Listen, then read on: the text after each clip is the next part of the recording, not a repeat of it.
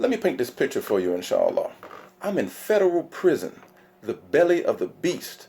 And not only does Allah Ta'ala guide me to this glorious deen, but He confers even more favor upon me by bringing into my life people like Sheikh Rami Ansur, Ustad Nabil Afifi, Faisal, and other brothers and sisters who, after discovering that there was a whole demographic of Muslims, brothers and sisters in prison, what we call the forgotten believers, that they decided that, listen, what we're going to do all that we can to ensure that they have a proper curriculum of studying and learning Islam so that inshallah they can go about reforming themselves and worshiping in the proper manner. And inshallah, if they're blessed to get out one day, then they will be more productive citizens and more of a benefit to society, where they can come out and edify the community, inshallah.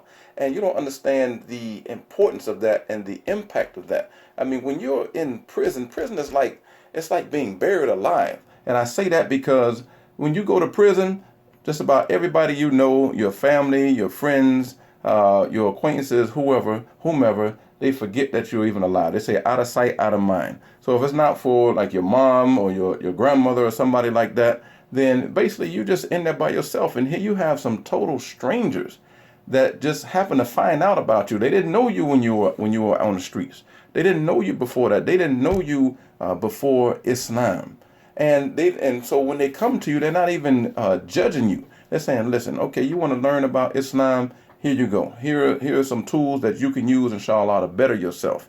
You want to know what things you need to do to better yourself. Because a lot of us on the inside, because you're not able to sit at the feet of shuyukh. You're not able to sit at the feet of scholars and take that transfer of knowledge, because of course there's the seen and there's that unseen transfer of knowledge. So they're doing the next best thing that they can do. Okay, we're going to put this curriculum together. We're going to be able to send you, inshallah, we're going to send you texts. We're going to raise money from other like-minded individuals, and even those that might not know about you. We're going to raise awareness. We're going to create this curriculum, and we're going to put some money on your book so that you can call and be able to ask various questions about the text that you're going through. And we're not just sending you just like some any old type of text and just sending you the books or saying, oh, well, let me just send some books and some prisoners. Here you go. And oh, I did my good deed for the day. No, they're putting the curriculum together, as I said before, and then they're following up to make sure that you understand exactly what it is that you're learning. I mean, this is not just phenomenal. This is revolutionary. If you think about it, it's revolutionary because these are the forgotten people. We're those Muslim brothers and sisters in prison. SubhanAllah. As I said before, like their own family is not even thinking about them. And Allah Ta'ala knows best. But you're going to take these people whom society has deemed to be the worst of the worst, those whom society has judged according to their worst actions, and you're going to say, no, I know that all you need is the proper help and proper guidance, and we're going to do what we can to give it to you.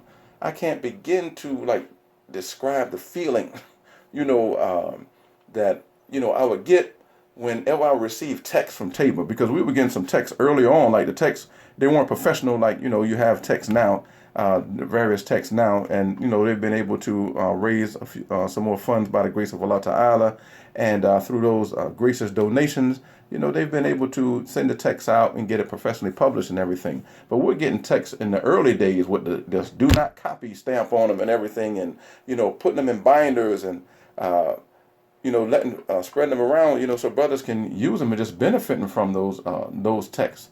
And when I know me, this might sound crazy, but when I got a text in the mail, I had to smell it. I picked the book up and everything. I'm just going through the pages and letting that good new smell hit me and just letting that sink in.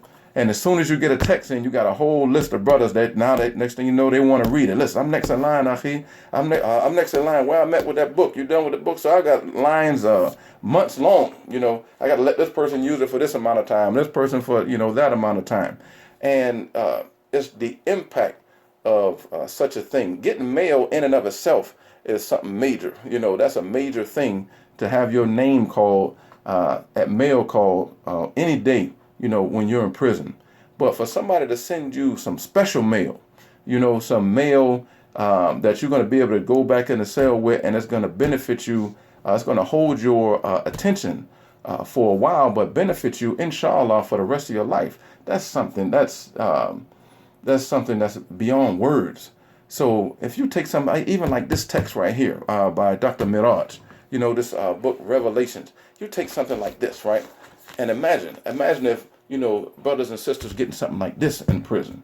And this just from writing a letter to the Tayba. Listen, I heard about your good program. You have a wonderful program. And, what I'm going to do, inshallah, I would like to be a part of that. And then the next thing you know, here they get a book back 2 weeks later. They don't just get a letter back signed by Sheikh Rami or Ustad Nabil Afifi or someone else. They get the text back from the author himself, Dr. Miraj, signed by him, where he's going in with his own hand and taking the time out to sign the books, and put a nice little dedication in it. How do you think that's going to make an individual feel? And then a text as high-powered as this. A text as high-powered as this in their hands, just to begin with, giving them another way to, inshallah, learn their deen, learn how the various ayat how they work, learn and how they connect to the sirah, the life of the Prophet sallallahu alaihi wasallam. This is something that's major. I mean, we're in the dungeon. We were in the dungeon, and Allah shined this ray of light on us into the dungeon. It's like came just through the bars, and next thing you know, you go from whatever it was that we were doing on the streets and whatever we were into, and then the next thing you know, we're studying fiqh, we're studying sirah, we're studying muharimul lisan, like prohibitions of the tongue. We're studying other various ways to help us with our adab and our character and things like that. This is transformative, and this is what society needs. This is what you don't want people coming back into society and then going back inside or coming back out and taking advantage of the Jamaat or taking advantage of the non-Muslim community. Nobody wants that. So just from a rational standpoint, this is something that, if anybody who, if they're really thinking about it rationally, there's something I want to get involved in. Not for any type of monetary gain. The reward is with Allah Ta'ala. And at the same time, Allah Ta'ala has given us he has deemed other ways of benefiting the individual, benefiting the community. And then those same individuals can get out, inshallah, and then turn around and help other people out that are on the inside. You have some people that, locked up a long time. Myself, I did 22 years for a nonviolent juvenile drug offense. All right. So that's definitely very sad. At the same time, I can, inshallah, if you take somebody like that that's been in for a while, that's been studying the Tayba curriculum for a while, then ideally that individual, while he or she is still locked up, they can actually facilitate the classes on the inside, because there's only so much you can do with a 10, 15-minute phone call and with through writing letters. And it takes time. And of course, the people out here that are helping, they're few. But you're talking about Muslims nationwide. Just in California alone, you got 10,000 Muslims in the prison system. So you just take all the hundred, and right now Tayba is at about 1,400 students. You got another 600 letters that haven't even been answered yet. Another 600 because they don't have the resources. They still, while it's a noble deed, you need more resources. You still got to be able to take care of your family. You're taking care of the brothers and sisters on the inside, but you have another amount, you have another obligation. And that's just, why I really respect them so much. So, I'm hoping that the goal, inshallah, even when I'm talking to people, is inshallah for people to find out about the forgotten believers. I was one of them. By the grace of Allah Ta'ala, I'm out now. Alhamdulillah, I'm married to a Muslim sister, a wonderful, wonderful woman. I have a wonderful son. I have wonderful stepchildren. I'm the operations manager at my local masjid, and this is the third Islamic non-profit that I've worked for since I've been out.